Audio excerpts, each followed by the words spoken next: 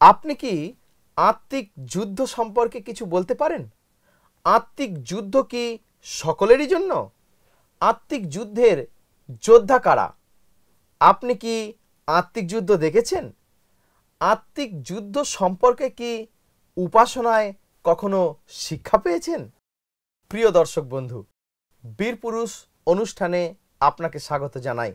আমরা গত কয়েকটি পর্বে ঈশ্বরের বাক্য, ঈশ্বর, অদৃশ্য বিষয় সকল, এই সমস্ত অনেক বিষয় নিয়ে আলোচনা করেছি।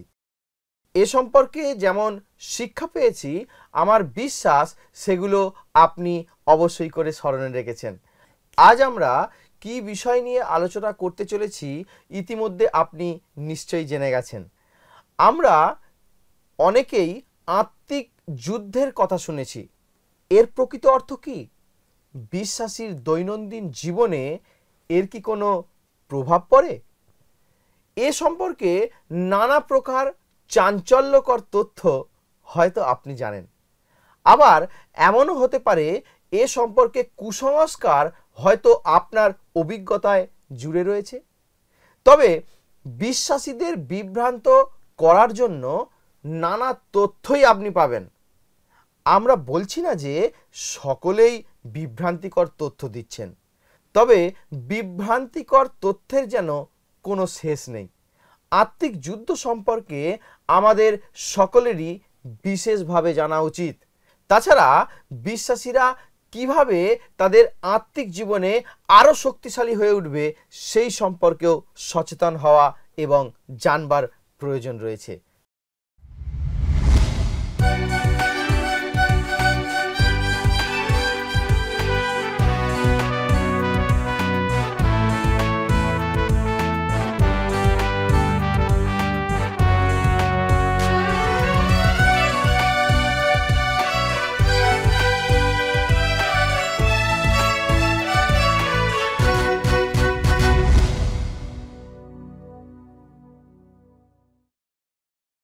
নমস্কার, আমি ভানুপ্রতাপ পাল।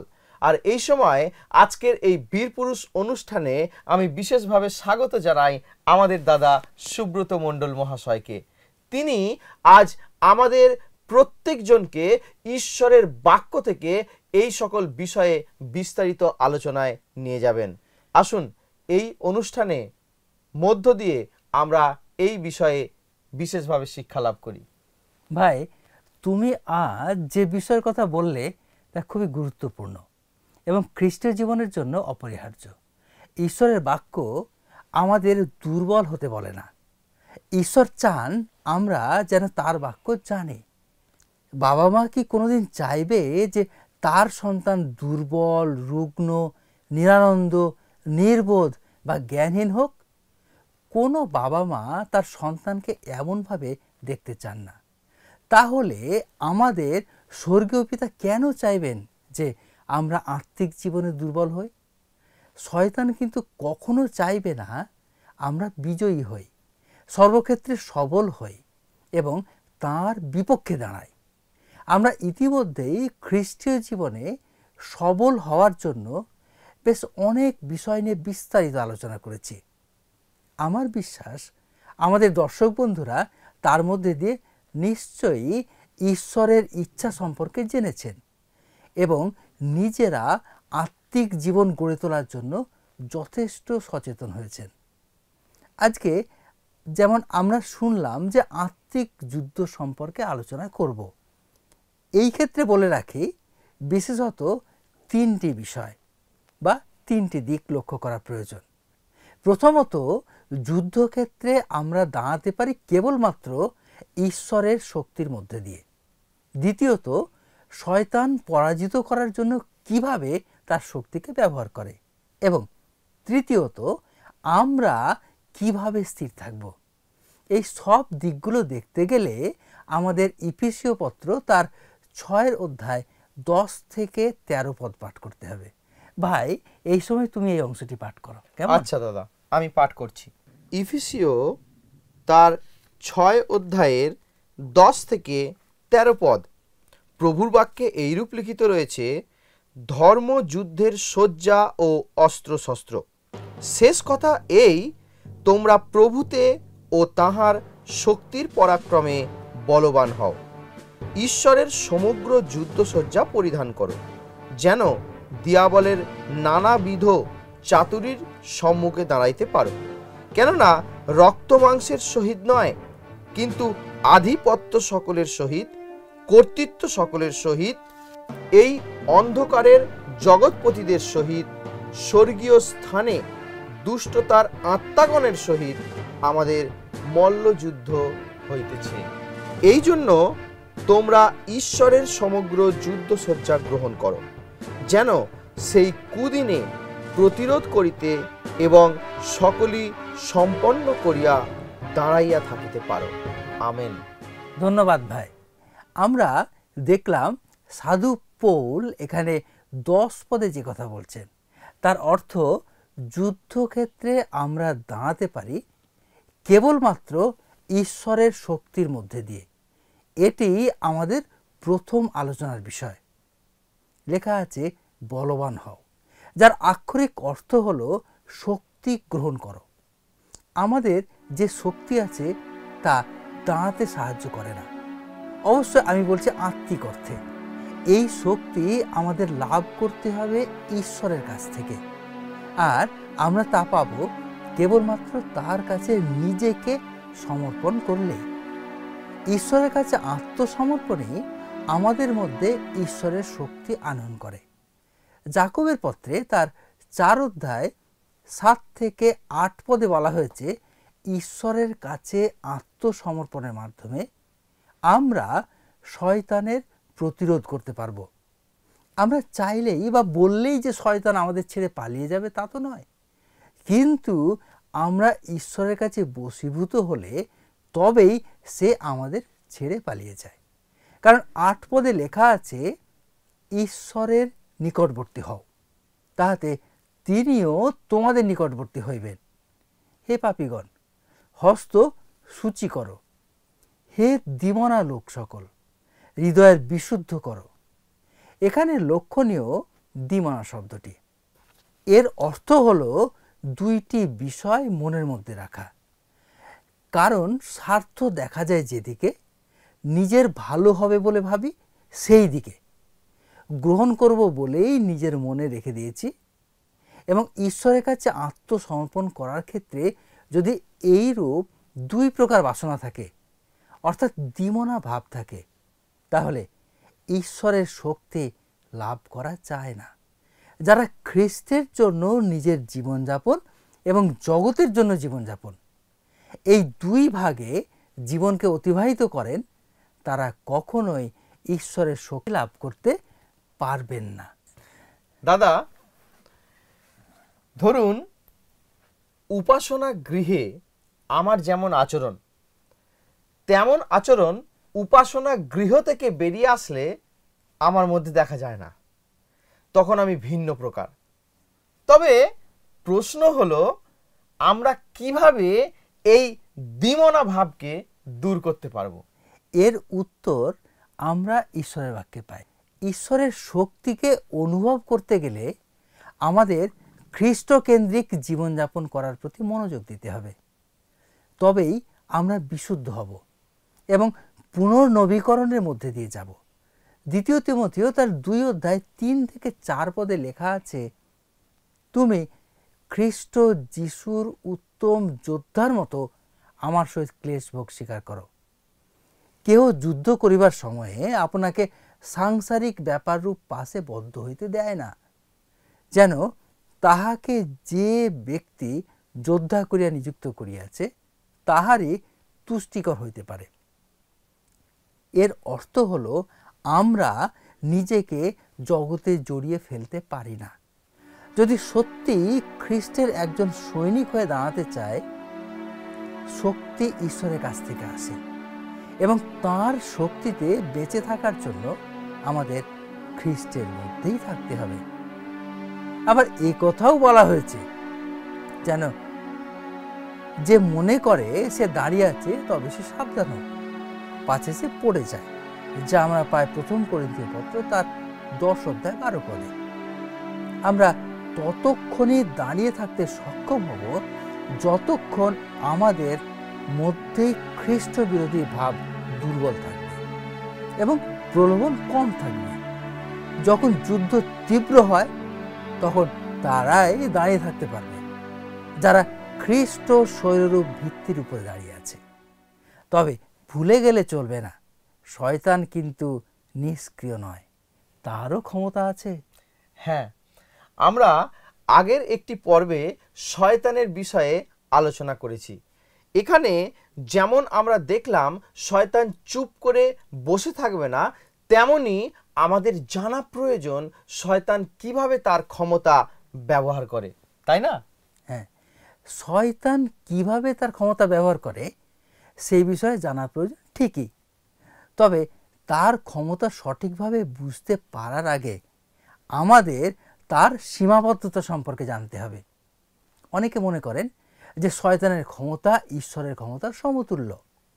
এমন ধারণা যদি কারো মধ্যে থাকে তবে তা কিন্তু দূর করতে হবে, কারণ ঈশ্বর অসীম, তার ক্ষমতাও অসীম, আর শয়তানের জন্য অসীম শব্দটি ব্যবহার করাই যায় না, কারণ সে সীমাবদ্ধ সর্বক্ষেত্রে, যদিও কখনো কখনো তাকে দেখা যায় মানুষের থেকে বেশি শক্তিধর, তথাপি ঈশ্বরের থেকে বড় নয়, সে কখনোই এমন হতে পারে না। প্রকাশিত বাক্য তার 20 অধ্যায় প্রথম 2 পদের মধ্যে তার ক্ষমতার এক ঝলক দেখানো হয়েছে। তাকে বেঁধে অগাধ লোকের মধ্যে ফেলে দিতে অনেক দূতের প্রয়োজন হয়নি, শয়তানকে দমন করার জন্য কোনো সেনাবাহিনীর প্রয়োজন হয়নি, এমনকি এখানে মিখাইল বা গাব্রিয়েলের মতো কোনো দূতকেও পাঠানো হয়নি। একজন সাধারণ দূতের দ্বারাই এই কাজ সম্ভব হয়েছে। তেমনি আমরা দেখতে পাই এখানে মথির লিখিত সুসমাচারে তার 8 অধ্যায় এবং লুক তার 8 অধ্যায় পাঠ করলে আমরা দেখব যে সেখানে যিশু কিভাবে ভূতদের ছাড়িয়েছিলেন এবং তাদের সম্পর্কে পরিষ্কারভাবে বলা হয়েছে। আমরা শয়তান এবং তার অনুসারীদের বিষয়ে ইতিমধ্যেই জেনেছি।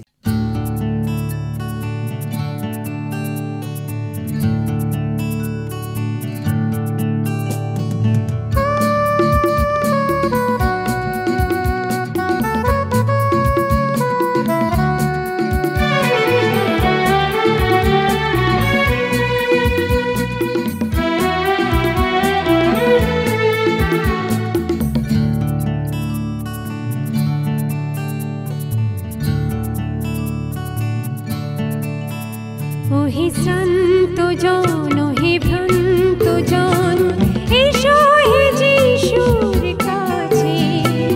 অসীম জীবন সুখের লগন, অসীম জীবন সুখের লগন আছে হেথায় আছে।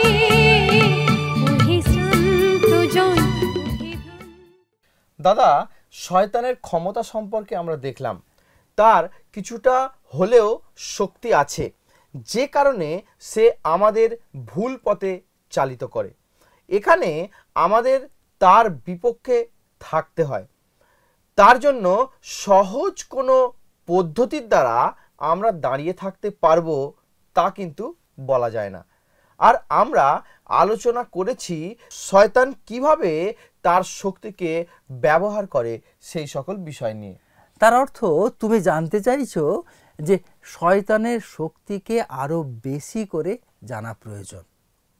তার জন্য আমাদের ইফিসীয় পত্র তার 6 অধ্যায় 11 থেকে 12 পদ খুব ভালোভাবে দেখতে হবে। আমাদের বলা হয়েছে ঈশ্বরের বর্মে অর্থাৎ তাঁর শক্তি দিয়ে নিজেদেরকে রক্ষা করতে হবে, যেন আমরা শয়তানের চাতুরীর বিরুদ্ধে দাঁড়াতে পারি। চাতুরীর অর্থ হলো ধূর্ততা, প্রতারণা, প্রলোভন। এ হলো শয়তানের নীতি। এটি আমাদের খুব ভালোভাবে বুঝতে হবে, তার কারণ এটি খুব গুরুত্বপূর্ণ। প্রতারণা এবং প্রলোভন হলো শয়তানের শক্তি। শয়তানের এমন কোনো ক্ষমতা নেই যে আমাদের উপরে কিছু করতে পারে। যখনই আমরা তার প্রলোভনে পা ফেলি আর তাতে সাড়া দিই, তখনই সে আমাদের উপরে ক্ষতি করতে পারে। এটিকে সহজভাবে বোঝার জন্য কল্পনা করুন, একটি খাঁচাবদ্ধ সিংহ যে আক্রমণ করে গ্রাস করতে উদ্যত। সে ক্ষতি করতে পারে, একথা ঠিক, কিন্তু বদ্ধ থাকার কারণে তার কিছুই করার ক্ষমতা থাকে না। ঠিক তেমনই সম্ভব হয় যখন আমরা প্রলোভনে সাড়া দিই, অর্থাৎ সিংহকে খাঁচা খুলে দিই। অনেক সময় বিশ্বাসীদের মধ্যে একটি প্রচলিত কথা দেখি, তা হলো শয়তান আমাকে এটি করতে বাধ্য করেছে। আক্ষরিকভাবে এমন কিছুই নেই। যদি আমরা শয়তানকে আমাদের উপরে নিয়ন্ত্রণ করা অনুমোদন করি, নিজেকে তার কাছে সমর্পণ করি, তাহলেই সে নিয়ন্ত্রণ করবে এবং আমার ক্ষতি করবে। এখন প্রশ্ন হলো, আমরা কার কাছে আত্মসমর্পণ করব? শয়তানের কাছে নাকি ঈশ্বরের কাছে? সিদ্ধান্ত কিন্তু আমাদের নিজেদেরকেই নিতে হবে। ভাই, এখানে আমাদের একবার 12 পদটি পড়তে হবে। তুমি এই সময় পাঠ করো, কেমন? আচ্ছা দাদা, আমি 12 পদটি আরেকবার পাঠ করছি। কেননা রক্ত মাংসের সহিত নয়, কিন্তু আধিপত্য সকলের সহিত, কর্তৃত্ব সকলের সহিত, এই অন্ধকারের জগৎপতিদের সহিত, স্বর্গীয় স্থানে দুষ্টতার আত্মাগণের সহিত আমাদের মল্লযুদ্ধ হইতেছে। এখানে কয়েকটা শব্দকে লক্ষ্য করেছো? যেমন লেখা আছে আধিপত্য, কর্তৃত্ব, এগুলি বলে দেয় যে ক্ষমতার কথা। এবং এই অন্ধকারের জগৎপতি অর্থাৎ শাসক। স্বর্গীয় স্থান যা বলে পরিস্থিতির কথা। আবার আত্মাগণ, যার অর্থ আমরা যাদের সঙ্গে যুদ্ধ করছি তারা কিন্তু অদৃশ্য। আমি বলছিলাম পরিস্থিতির কথা। ইয়োবের পরিস্থিতি একবার ভাবুন। ঈশ্বর তাকে সজ্জিত করেছিলেন, তার চারপাশে বেড়া দিয়ে তাকে রক্ষা করছিলেন। ঈশ্বর ইয়োবের হৃদয় জানতেন। তিনি যে ঈশ্বরের উপরে নির্ভর করতেন এবং দৃঢ়ভাবে বিশ্বাস করতেন, সে কথা ইয়োব জানতেন এবং ঈশ্বরও জানতেন। যে কারণে ঈশ্বর শয়তানকে পরীক্ষা করার অনুমতি দিয়েছিলেন। আর ইয়োব কষ্টের মধ্যে থেকে বলেছিলেন, যদিও তিনি আমাকে হত্যা করেন, তবুও আমি তার উপরে নির্ভর করব। তার অর্থ হলো ইয়োবের মনোযোগ পরিস্থিতির উপর ছিল না, কিন্তু ছিল ঈশ্বরের উপর। তিনি ঈশ্বরের উপরে এতটাই নির্ভরশীল ছিলেন যে এমন কথা বলতে পেরেছিলেন। আবার কখনো আমাদের জীবনের পরিস্থিতি এতটাই জটিল হয়ে পড়ে যে আমরা চিন্তিত হই, উদ্বিগ্নতা ব্যস্ত করে তোলে। তখনও মনে রাখবেন যে ঈশ্বর আমাদের জীবনে অনেক সময় এই মতো পরিস্থিতিকে অনুমোদন করেন, যেন আমরা আরও পরিপক্ক হই। ঈশ্বর আমাদের পরিচালিত করেন তখনই যখন আমাদের জীবন এবং চলা ঈশ্বরের দৃষ্টিতে সন্তোষজনক হয়, ঈশ্বরের দৃষ্টিতে সন্তোষজনক হয়। হিতোপদেশ তার 16 অধ্যায় 7 পদে লেখা আছে, মানুষের পথ যখন সদাপ্রভুর সন্তোষজনক হয়, তখন তিনি তাহার শত্রুদিগকে তাহার প্রণয় করেন। দাদা, ঈশ্বর আমাদের জীবন গঠন এবং পরিচালনা করবার জন্য তার বাক্য, আমাদের আকাঙ্ক্ষা, ঘটনা, মানুষ, পরিস্থিতি ইত্যাদিকে ব্যবহার করে থাকেন। তথাপি আমরা কিন্তু অনেক সময় মানুষকে এটাই বলতে শুনি যে তারা যে মুহূর্তে প্রলোভনের কাছে নতি স্বীকার করেন, কেবল তখনই তারা নিপীড়িত হন। এই সম্পর্কে আপনি কি বলবেন? হ্যাঁ, এমন কথা অনেকেই বলেন, তবে এটি সবসময় যে শয়তানের নিপীড়ন তা কিন্তু নয়। এই ধরনের মানুষেরা ঈশ্বর এবং এই জগৎ উভয়কেই সন্তুষ্ট করে চলতে চায়, যাদের আমি আগে বলেছি দ্বিমুখী বলতে পারি। তারা সঠিক কি এবং এই পৃথিবী তাদের যা দেয়, এই ক্ষেত্রে তাদের চাহিদা বা চাওয়ার মধ্যে দ্বন্দ্বে ভোগেন। শয়তান একজন প্রকৃত খ্রিস্ট বিশ্বাসীকে নিপীড়িত করতে পারে না। এখানে নিপীড়ন শব্দটি আমি ব্যবহার করছি আত্মিক অর্থে, শারীরিক বা দৈহিক নিপীড়ন নয়। এখানে জানা প্রয়োজন খ্রিস্টে আমাদের মুক্ত করা হয়েছে। এখন আমাদের ঈশ্বরের সন্তান হিসাবে জীবন ধারণ করার ক্ষমতা আছে। আবার অপরদিকে পাপের কাছে আত্মসমর্পণ করার ক্ষমতাও আছে। অতএব সমস্যা এই নয় যে আমরা নিপীড়ন বা আক্রমণের শিকার হচ্ছি। সমস্যা হলো আমরা ঈশ্বরের সন্তান হয়ে থাকতে চাই, আবার জগৎকেও সন্তুষ্ট করে চলতে চাই। এই দুটোই অসঙ্গত। আর সাধু পৌল তার লেখা পত্রে ফিলিপিও তার 3 অধ্যায় 18 থেকে 19 পদে বিশেষভাবে আমাদের কাছে লক্ষণীয় এবং এই কথা উল্লেখ করেছেন। এই জগৎ মানসিক আকাঙ্ক্ষার উপর নির্ভর করে এবং যা ভালো লাগে তার উপরে নির্ভর করে পরিপূর্ণ হতে চায়। এই জগতে শয়তানের আধিপত্য আছে অনেক বেশি। এখানে শয়তান যদি কোনোভাবে আমাদেরকে আকাঙ্ক্ষার উপরে নির্ভর করাতে পারে, তাহলেই আমরা আবেগ দ্বারা নিয়ন্ত্রিত হয়ে এগোতে থাকব। আর শয়তান তখন যা আমাদের সামনে উপস্থাপন করবে আমরা তার দ্বারাই আকৃষ্ট হব। যে কারণে প্রভু যীশু শিষ্যদের বলেছিলেন, তোমরা পৃথিবীর লবণ। লবণ যদি তার স্বাদ হারায় তবে তা কিভাবে আবার লবণাক্ত করা যাবে? আমরা সকলেই জানি লবণ স্বাদ যোগ করে এবং সংরক্ষণ করে। আত্মতৃপ্তি একটি গ্রাসকারী আবেগ, আর এটি সংক্রমণের মতো একজন থেকে অপরজনে ছড়িয়ে পড়ে আর সকলই ধ্বংস করে। এর জন্য রোমীয় পত্র তার 6 অধ্যায় 16 থেকে 18 পদ দেখতে হবে। আমি অনুরোধ করি ভাই, এই সময় তুমি অংশটি পাঠ করো। হ্যাঁ দাদা, আমি পড়ছি। রোমিও 6 অধ্যায় 16, 17 ও 18 পদ।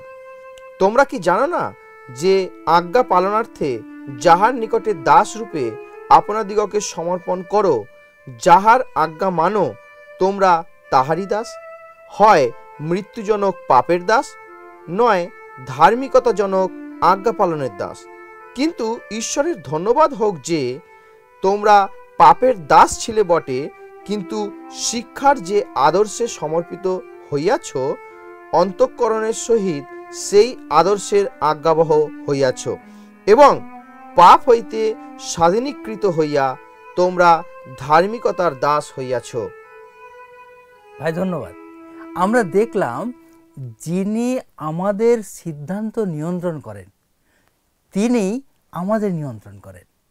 আমরা যদি ঈশ্বরের হাতে নিজেকে সমর্পণ করেছি, তাহলে তার অর্থ আমরা প্রভুতে বিশ্বাস করেছি। পবিত্র বাইবেল বলে ঈশ্বরের প্রতি আমাদের বিশ্বাস ধার্মিকতা হিসাবে গণ্য হবে। ঈশ্বরকে অবিশ্বাস করা পাপ, কিন্তু ঈশ্বরের প্রতি বিশ্বাস থাকা ধার্মিকতার জন্য প্রমাণিত সত্য। এবারে আমাদের দেখতে হবে আমরা কিভাবে প্রতিরোধ করব। এই জন্য ইফিসীয় পত্র তার 6 অধ্যায় 13 পদে যে কথা বলা হয়েছে, এই জন্য তোমরা ঈশ্বরের সমগ্র যুদ্ধসজ্জা গ্রহণ করো, যেন সেই কুদিনে প্রতিরোধ করিতে এবং সকলেই সম্পন্ন করিয়া দাঁড়াইয়া থাকিতে পারো। ঈশ্বর জানেন আমরা এই যুদ্ধে দুর্বল সৈনিক। আমাদের নিজেদের আত্মিক জীবন রক্ষা করার জন্য যেমন প্রতিরক্ষা ব্যবস্থা আমাদের আছে, তাতে নিজেকে শয়তানের হাত থেকে রক্ষা করতে আমরা পারবো না। আর তাই তিনি সজ্জা পরিধান করার কথা বলছেন। এখানে আমাদের দেখা প্রয়োজন আমরা কেমন যুদ্ধসজ্জা পরিধান করব, যেন যুদ্ধ জয়ের জন্য সকল প্রকার ব্যবস্থা আমাদের থাকে, আর আমরা শয়তানকে অবশ্যই করে পরাজিত করতে পারি।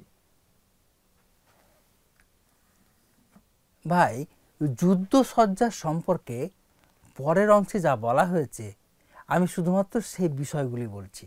তার কারণ এই অংশটা আমাদের সকলের কাছেই প্রায় খুব পরিচিত এবং আমরা অনেকবার শুনেছি। এখানে যেমন লেখা আছে যে সত্যের কটিবন্ধনী। সত্য হলো সেই ভিত্তি যার উপরে সব কিছু নির্মিত। তারপরে ধার্মিকতার বুক পাটা, যা হৃদয় এবং শরীরের গুরুত্বপূর্ণ অঙ্গগুলিকে রক্ষা করে, তাই এটাকে বুক পাটা বলা হয়। শান্তির সুসমাচারের পাদুকা, এটি বলে এই যুগের আদর্শের বিপরীতে চলার কথা। এই যে পাদুকার বিষয় শুনলাম, এই বিষয়ে আমাদের একটু জানা প্রয়োজন। তা হলো সাধু পৌল যখন এই পত্র লিখছেন তখন তার চোখের সামনে আছে রোমীয় সৈন্যরা। তাদের পোশাক তিনি দেখছেন, তাদের পরিচ্ছদ দেখেই তিনি এই পাদুকার কথা বলছেন। রোমীয় সৈন্যরা যে ধরনের পাদুকা ব্যবহার করত তা ছিল এক বিশেষ ধরনের চটি। তারা পা রক্ষার জন্য খুব ভারী ধরনের কোনো জুতো ব্যবহার করত না। এই চটির নিচে থাকত ধাতব স্পাইক, যা তাদের পা দৃঢ় করে ধরে রাখত, এবং নরম এক ধরনের চামড়ার সাহায্যে পায়ের সঙ্গে বাঁধা থাকত। এই সবই ছিল তাদের সামনের দিকে এগিয়ে চলার জন্য, কারণ তারা চাইতো না চলার ক্ষেত্রে ভারী জুতো কোনো বাধার সৃষ্টি করুক। যদিও এটি প্রাচীন পদ্ধতি, তথাপি এই কৌশল বাস্তবভাবে কার্যকারী হয়েছিল। তারপরের শব্দ দেখেছি বিশ্বাসের ঢাল। যদি আমরা ঈশ্বরের উপরে বিশ্বাস না রাখি তবে শয়তানের আক্রমণের বিরুদ্ধে দাঁড়াতে পারবো না। পরিত্রাণের শিরস্ত্রাণ, এটি বলে খ্রিস্টের কাছে সম্পূর্ণরূপে আত্মসমর্পণ করা। তা না হলে জগতের অন্যান্য অনেক বিশ্বাসী আমাদের উপরে প্রভাব বিস্তার করবে এবং আমরা আবার সেই অন্ধকারে চলতে শুরু করব। পরে বলা আছে আত্মার খড়গ, যাকে বলা হয় ঈশ্বরের বাক্য, এবং এই অংশে সেই কথাই বলা হয়েছে। যুদ্ধসজ্জার একমাত্র আক্রমণাত্মক অস্ত্র এই আত্মার খড়গ, অর্থাৎ ঈশ্বরের বাক্য। আমরা ঈশ্বরের বাক্য থেকে যত দূরে থাকব ততই আমাদের বিশ্বাস কিন্তু ভাই দুর্বল হয়ে পড়বে। এতক্ষণ আমরা দেখলাম আত্মিক জীবনকে রক্ষা করার বিষয়ে এই জগতে আমরা কিভাবে নিজেদেরকে রক্ষা করব। এই সময় দাদা, আপনি আরো একবার বলুন, আজ আমরা কি কি বিষয়ে প্রথম থেকে এখন পর্যন্ত দেখলাম? হ্যাঁ, আজ আমরা আলোচনা করেছি আত্মিক যুদ্ধ সম্পর্কে। তার মধ্যে দেখলাম প্রথমত, যুদ্ধক্ষেত্রে আমরা দাঁড়াতে পারি কেবলমাত্র ঈশ্বরের শক্তির মধ্যে দিয়ে। দ্বিতীয়ত, শয়তান কিভাবে তার শক্তিকে ব্যবহার করে পরাজিত করার জন্য। এবং তৃতীয়ত, আমরা কিভাবে স্থির থাকব। তার মধ্যে দেখেছি যুদ্ধের জন্য আমাদের সজ্জা কেমন হবে। ধন্যবাদ দাদা, খুব সুন্দরভাবে এই বিষয়গুলিকে আলোচনা করবার জন্য। প্রিয় দর্শক বন্ধু, আজ আমরা এই অনুষ্ঠানটি শেষ করতে চলেছি। আর অনুষ্ঠানটি শেষ করবার পূর্বে আমি চাই দাদা, আপনি যদি একটু আমাদের দর্শক বন্ধুদের জন্য প্রার্থনা করেন। ঠিক আছে, প্রার্থনা করি। স্বর্গস্থ মঙ্গলময় প্রভু, তোমার ধন্যবাদ দিয়ে সময়ের জন্য এবং সুন্দর সুযোগের জন্য। আজকে আমরা আত্মিক যুদ্ধের বিষয়ে আলোচনা করেছি। প্রভু, যে বিষয়টি আমাদের দৃষ্টিতে আসে না বা আমরা সাধারণ চোখে দেখতে পাই না, অনেক সময় সেই বিষয় নিয়ে চিন্তিত থাকি না, কিন্তু প্রভু, এই যুদ্ধ আমাদের সকলের বিশ্বাসের জীবনে স্থির থাকার জন্য। তুমি আমাদেরকে রক্ষা করো, আমাদের দর্শক বন্ধুদের রক্ষা করো, প্রত্যেক বিশ্বাসী ভাই বোনদের রক্ষা করো এবং সেই সুরক্ষার সজ্জা ধরে রাখতে সাহায্য করো, যেন সর্বদা আমরা সুরক্ষিত থাকি এবং তোমারই গৌরব করি। সকল ধন্যবাদ তোমারই হোক এবং এই প্রার্থনা শ্রবণ করেছো বলে তোমাকে ধন্যবাদ দিয়ে এই প্রার্থনা প্রভু যিশুর নামে চাই, আমেন। আজ আর নয়, আগামী দিনে আমরা আবার নতুন একটি বিষয় নিয়ে আপনাদের কাছে উপস্থিত হব। আশা ও বিশ্বাস করি আজকের এই অনুষ্ঠান আপনাদের ভালো লেগেছে।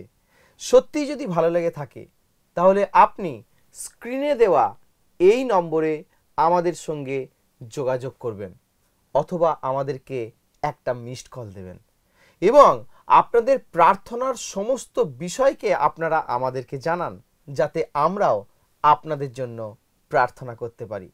ভালো থাকবেন, সুস্থ থাকবেন। প্রভু আপনাদেরকে অনেক আশীর্বাদ করুন। নমস্কার।